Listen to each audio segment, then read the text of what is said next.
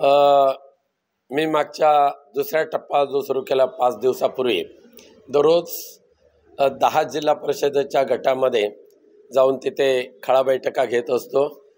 तिथले शिवसेना इंडिया आघाडीचे पदाधिकारी, काँग्रेस, शरद पवार साहेबांचे NCP, आप या पक्षाच्या पदाधिकारी कार्यकर्त्यांशी संवाद साधतो आणि सकाळी 10 ते रात्री 10 अशा पद्धतीने किमान 10 बैठका घ्यायच्या असा प्रघात मी सुरू केलेला आहे। आणि 16 एप्रिल या दिवशी उमेदवारी अर्ज ह्याच रत्नागिरी मुख्य निवडणूक निर्णय अधिकाऱ्यांकडे सादर करणार आहे। त्यानंतर पक्षप्रमुख माननीय उद्धवजी ठाकरे यांची सभा रत्नागिरीमध्ये 28 एप्रिलला होईल आणि कणकवली येथे 3 मेला होईल।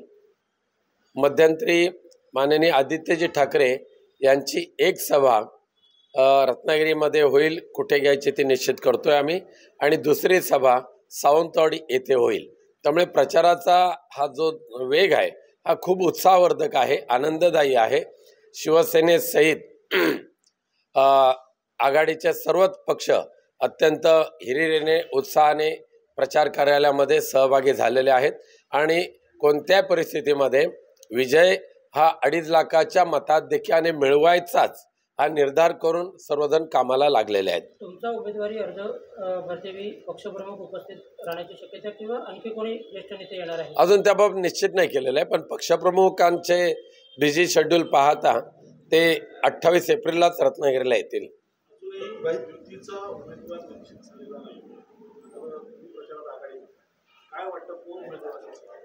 मी समोर कोण उमेदवार येईल याच्याबद्दल काळजीत अजिबात नाही आहे, चिंता ट्रेस अजिबात नाही आहे।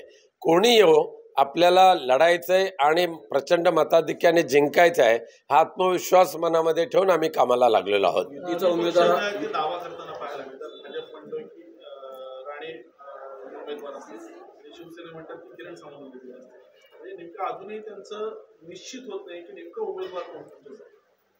नैसर्गिक न्याय तत्वावर जर पाहिलं तर भारतीय जनता पक्षाची ही जागा आहे आणि त्यामुळे भाजपाने कोणाला उमेदवारी द्यावी हे त्यांचं ते ठरवतील।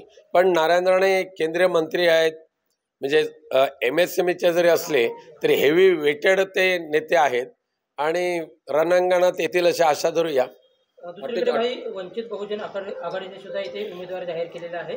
काका जोशी यांना इथे उतरवलेलं आहे, गेल्या वेळी सुद्धा ते होते, काय सांगाल? वंचित बहुजन विकास आघाडीच्या बाबत इंडिया आघाडीने त्यांना किती जागा देऊ केल्या हे वारंवार आमचे नेते संजय राऊत साहेब सांगत असतात।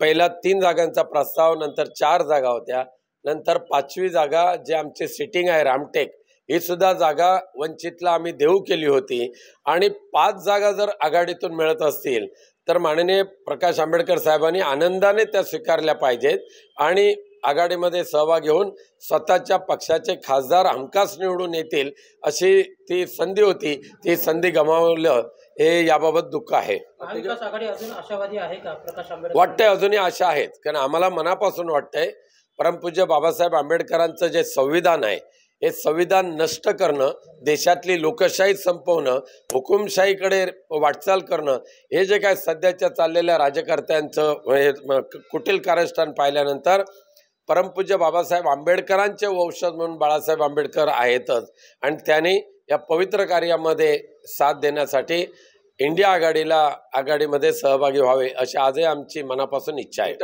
येत्या 48 तासामध्ये महायुतीचा उमेदवार जाहीर असं उदय सामंत यांनी म्हटलं आणि शिवसेनेने हा अद्याप या जागेवरचा दावा सोडलेला नाही, दावा अद्याप कायम आहे असं सामंत यांनी म्हटलं। मागच्या 8 दिवसापासून मी 48 तास ऐकतोय, त्यामुळे नेमके कोणते 48 तास ते त्यांनाच विचारावं लागतील। आतापर्यंत जाहीर झालेल्या उमेदवारांच्या यादीमध्ये मवियाने एकही मुस्लिम उमेदवार दिला नाही।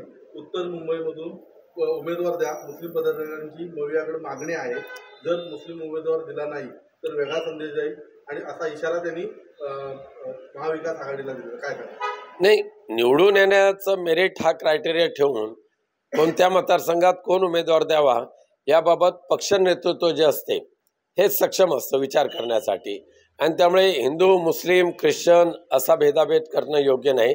आज देशाच्या संविधान वाचवण्यासाठी एकजुटीने काम करणं हे महत्त्वाचं आहे। नारायण राणे जर उमेदवार असतील तर आव्हान असेल का? आव्हान समजूनच आम्ही कामाला लागतो. कोणी उमेदवार येऊ, ही आपली निवडणूक अत्यंत कठोर परिश्रम घेऊन आपल्याला लढवायची असते आणि त्यानंतरच जिंकता येते असं मानणाऱ्यापैकी आम्ही आहोत. त्यामुळे कोण सोपा कोण कठीण याचं गणित आम्ही मांडत नाही. येणारा कोणी जरी असला तो आपला प्रतिस्पर्धी आहे हे समजून आम्ही कामाला लागतो. भारतीय जनता पार्टीने एक सर्वे केला होता, त्याच्यामध्ये त्यांच्या धोरणानुसार असं म्हटलेलं आहे, नाशिकची जागा असेल किंवा ठाण्याची असेल, कल्याणची असेल, की याच्यामध्ये शिंदे गटातले कोणी उमेदवार निवडून येणार नाही.